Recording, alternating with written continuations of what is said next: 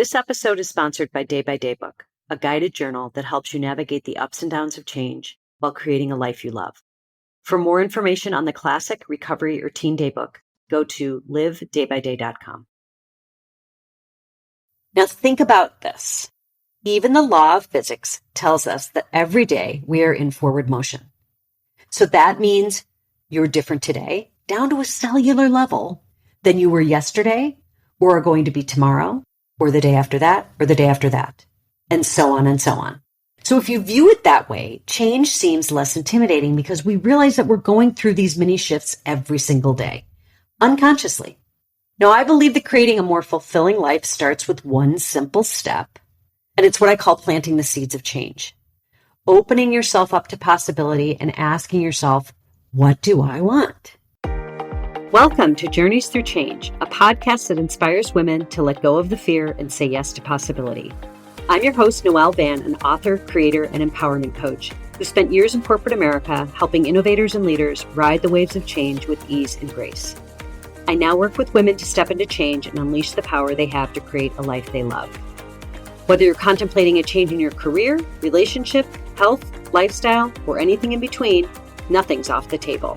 I'll be offering up simple insights to help you manage the ups and downs of change and sharing interviews with successful women who took a leap of faith to create the life they knew they were meant to live, sharing their wisdom, advice, and all the juicy lessons they learned along the way. So get cozy in your favorite comfy chair and let's get started. Now, as you know, this podcast is about proactively creating change in our lives. So I thought that we'd start off by talking a little bit about how some of us may be ready for change and others might be a bit hesitant, but are interested in exploring it further in our lives. Regardless of where you fall, this is a place of exploration, not obligation. So I want to start on this path with you, making a really important distinction that I think will be helpful for us to get started with this whole concept of creating change in our lives. Now, first, let's acknowledge that the past several years have been volatile and full of change. Much of this has been change that we haven't asked for, and we've been put in a position of constantly flexing to what is happening around us. It's enough to create a ton of uncertainty. We have faced changes in our health, politics, culture, work, not to mention day-to-day routines, and shifts in how we view ourselves, our wants, our needs, the roles we play on a daily basis. And it's caused us to question so many things. This is change, by the way, that we didn't expect. It kind of came out of nowhere.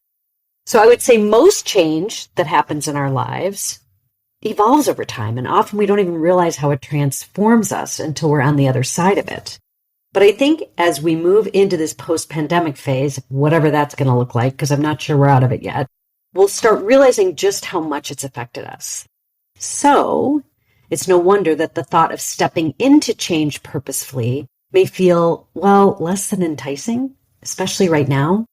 That's why I want to clarify what I mean when I talk about the subject of this podcast, which is being ready to step into change, to actually make the decision to make it happen. So one key takeaway I want for you is to learn how to make change work for you.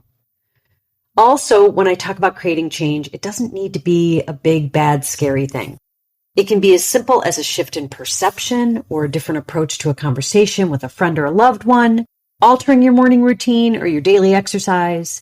It can be super small, or in cases where profound change needs to happen, it can be far more substantial. But the choice is totally up to you. So what we want to do is pay closer attention to that little whisper or that feeling that stirs inside you so you can make the decisions in your life that continue to move you forward. That's it. Now, there's something that heightens our attention to these subtle little signs, and that is what we call desire. So the best thing to get started on this journey is to ask yourself a very simple but very important question. And that is, what do I want?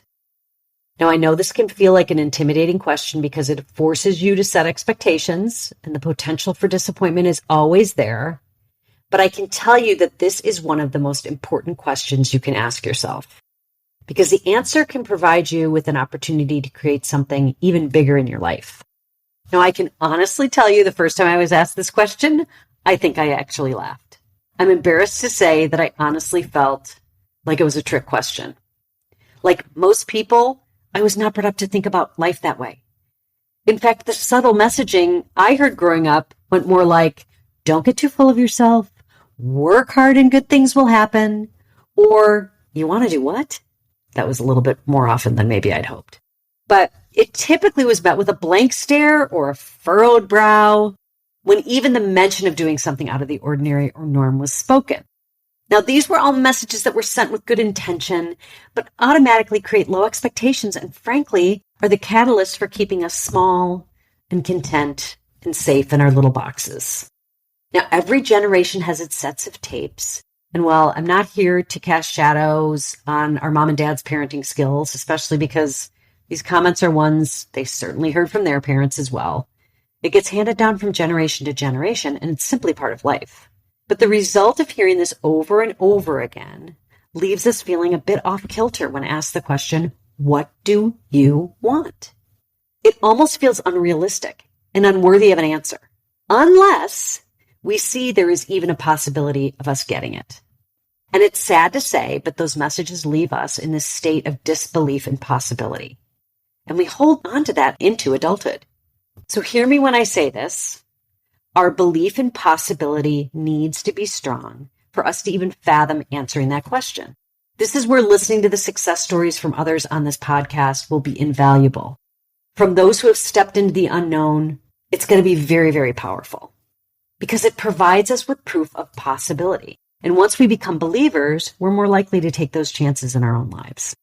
I often talk about designing your life. If you've done any work with me or you've talked with me about this subject, you understand that this is something that I'm big on. And a key thing to grasp is that change starts with the intention to create something better than your current state. So this requires shifting your thinking about those areas in your life that may be draining your energy, feeling toxic or downright painful, and making changes that create the outcomes to support more fulfillment, joy, and well-being. So we're going to be diving into this more along the way, how to recognize and make those mental shifts necessary to take action. But for the time being, let's go back to determining what you want. Now, I have a little exercise for you. It's going to take a little bit of self-reflection and looking at the areas of your life that you know could be better, and also really thinking about what that little voice of intuition is telling you needs to change. It may be super faint, or it could be something that's grown louder and louder over the years, but it's asking for you to pay attention. One thing I will say about intuition is it can be pretty crafty. And by that, I mean it can come and go and direct you to places that you never thought needed to be looked at. And it's something that you often need to listen closely for. I will say my intuition has become stronger as I've quieted my mind and really sat back to listen to what it's had to say. That takes time and an interest to go a bit deeper. This may come to you in the morning before your day kicks into gear, when you're exercising, or for me, it actually happens often when I'm in the shower. I know it's odd, but it's totally true.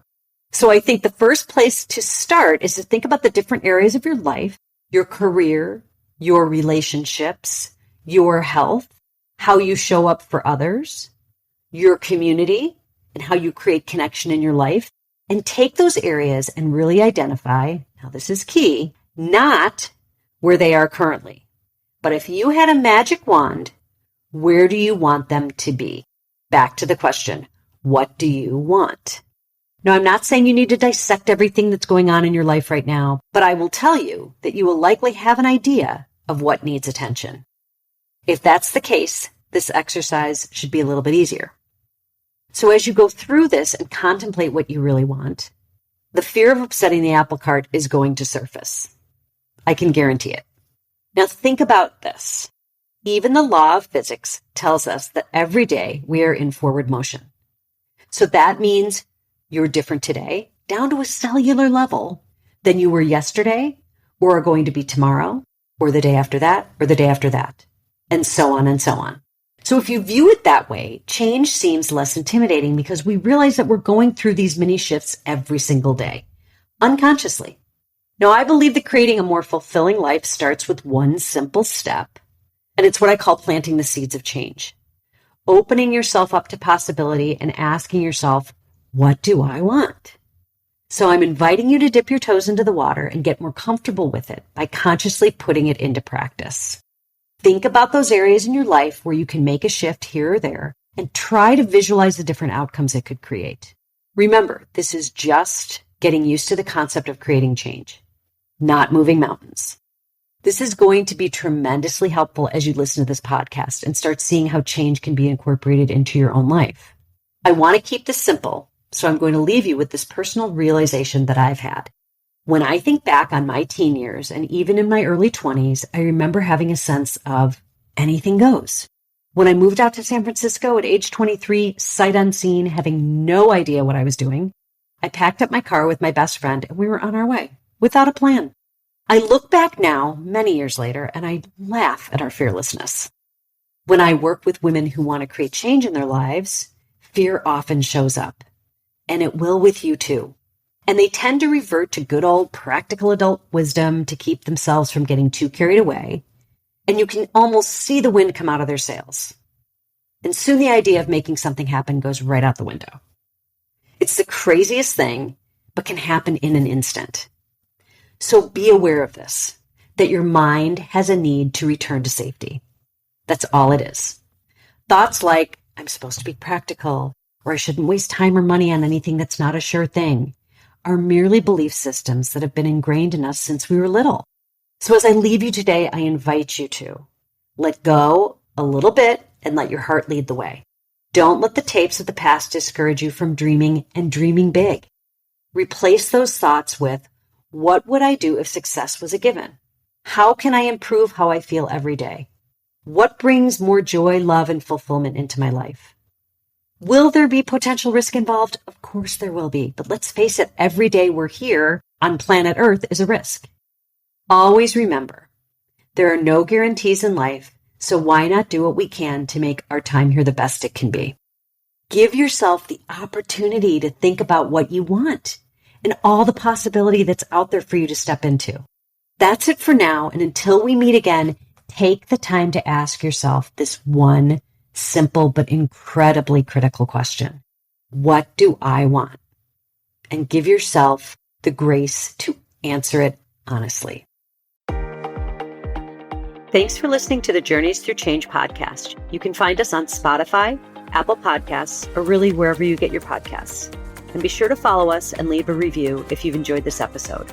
And share it with a friend or on social media to spread the good word, so more women like you can find us and join in on the fun.